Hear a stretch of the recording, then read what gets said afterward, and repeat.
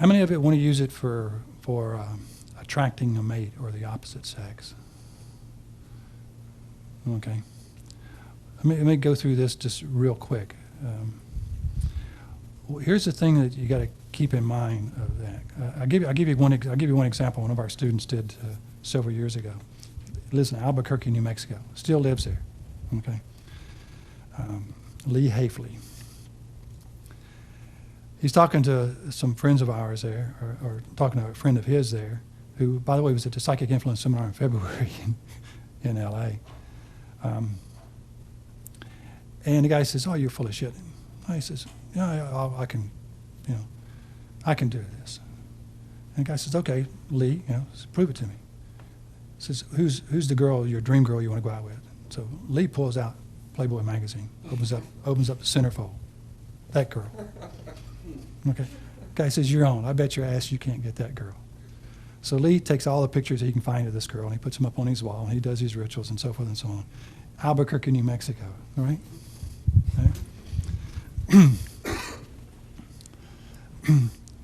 The radio station has a contest.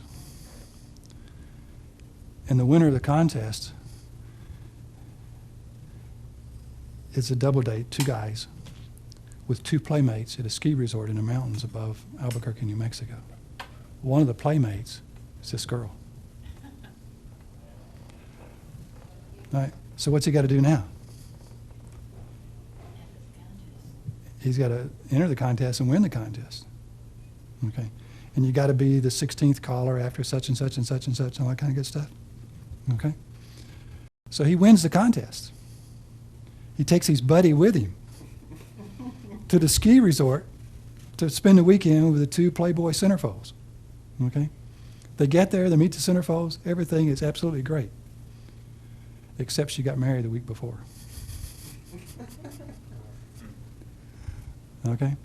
So remember we talked about you got to be careful what you wish for? So you don't know how it's going to play out. See? You don't know how it's going to play out. You don't know what the set of events are going to happen that you have to go through. Okay?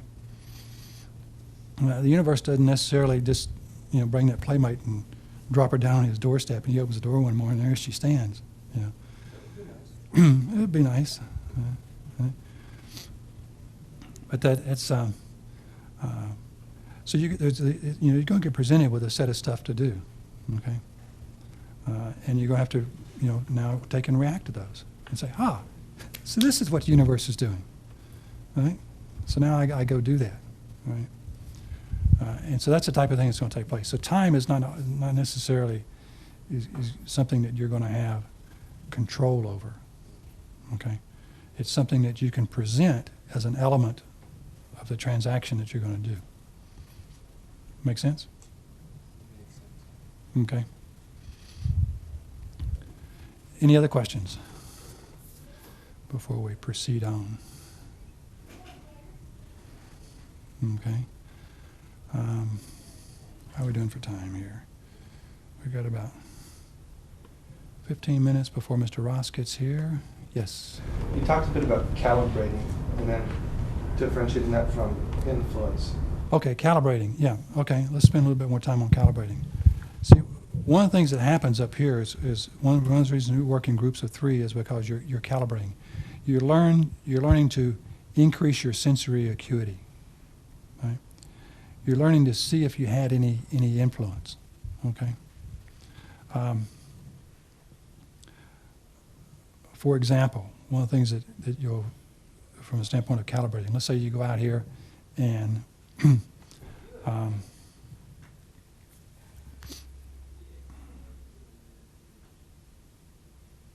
I'll give you an example in the Bahamas a couple of years ago. 3 of us went out by the pool, and across the pool were 2 beautiful young ladies in bikinis sunbathing, and we were having lunch there. And so we decided to play some games with them, and so we basically chained together. We all held hands, we all generated energy, and one guy was the focal point of, getting into these girls' minds, okay? And so we're sitting there watching them and basically writing down their current state.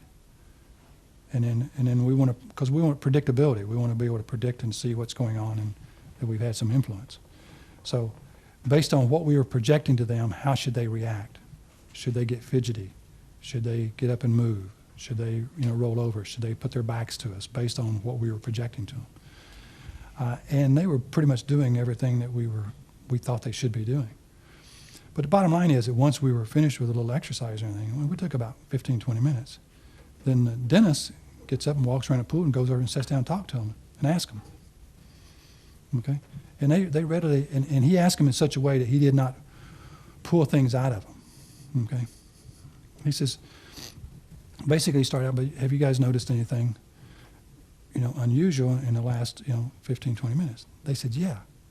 There's some kind of, strange energy coming from over and across the pool, and we felt, and they started telling about how they felt, which is what we were been projecting into them.